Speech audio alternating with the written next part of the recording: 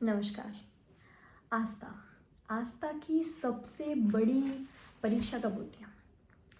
जब उसी आस्था के बेसिस पर हम भगवान से कुछ मांगते हैं और भगवान हमें वो चीज़ नहीं देते, फिर भी हमारे दिल से सिर्फ धन्यवाद निकलता है और कुछ नहीं।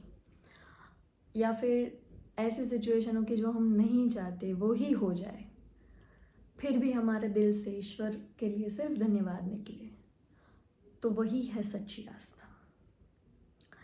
आज की कहानी ऐसे एक भक्त की है जिसे आस्था क्या है और ईश्वर की क्या ताकत है उसके बारे में पता चलता है स्वयं ईश्वर से।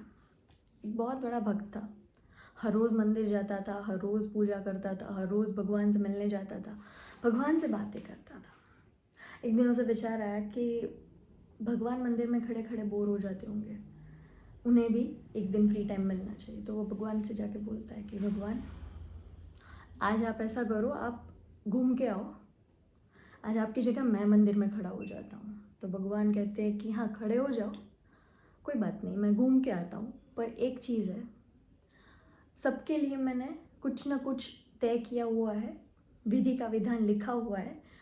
तुम किसी को भी कुछ भी कहना मत, जो भी कोई भक्त आए सिर्फ उसके सामने मौन खड़े रहना, कुछ और करना मत और कहना भी मत। भक्त कहता है ठीक है, कोई बात नहीं, पेशेंस रख के वो खड़ा हुआ।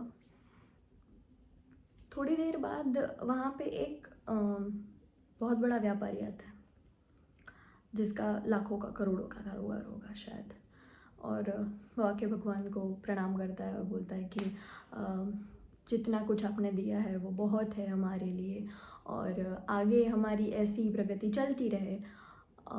इतना कहकर सर झुकाकर भगवान को प्रणाम करके खड़ा होके जा ही रहा होता है कि उसके पॉकेट से उसका पर्स गिर जाता है। तो वो देखता है, जो भगवान बना हुआ है वो भक्त देख रहा है कि उसके पॉकेट से, पर वो पेशेंस रखता है, नहीं बोलता है कुछ। फिर एक गरीब आदमी आता है, भगवान के सामने रोता है, गिड़गिड़ाता है कि मेरा परिवार 2 दिनों से भूखा है, मैं अपने परिवार का पेट भरने के लिए क्या करूं, आप कुछ रास्ता दिखाओ। ऐसा बोल के, प्रार्थना करके, सिर झुका के प्रणाम करके वो भी जा रहा होता है। तो वो देखता है कि रास्ते में वो पर्स गिरा हुआ था ना, वो उसके हाथ में आ जाता है। पर्स के अंदर थोड़े बहुत पैसे होते हैं। वो देखकर वो खुश हो जाता है, भगवान को प्रणाम करता है कि आप तो देने वाले हैं। फिर थोड़ी देर बाद वहाँ पे एक नाविक आता है।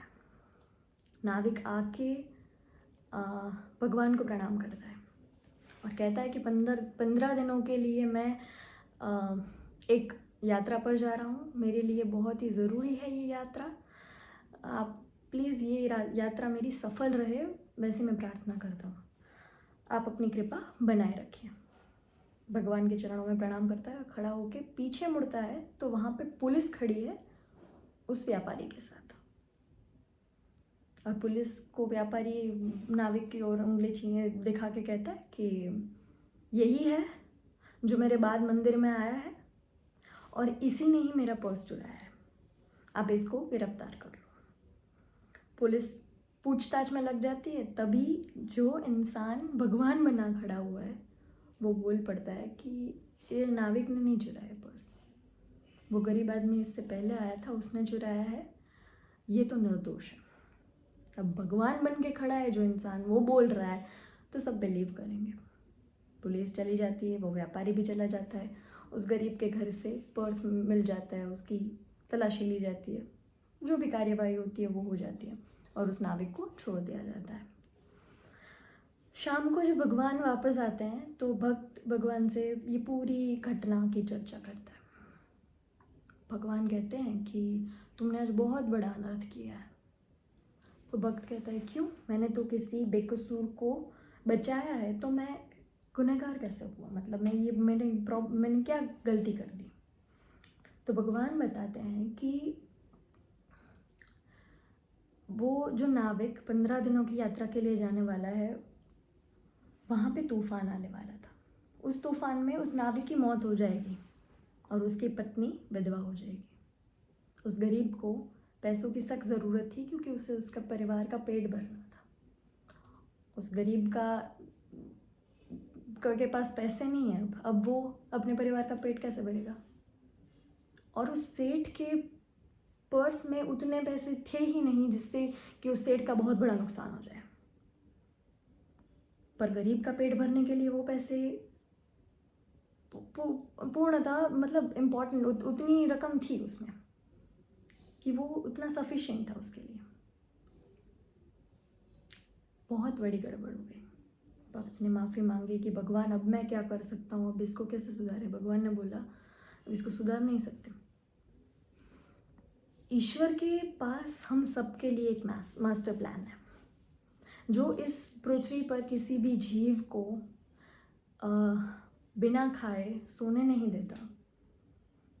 गुजराती में कहावत है कि कीड़ी ने कण ने हाथी ने मोण, ईश्वर आपी दे छे।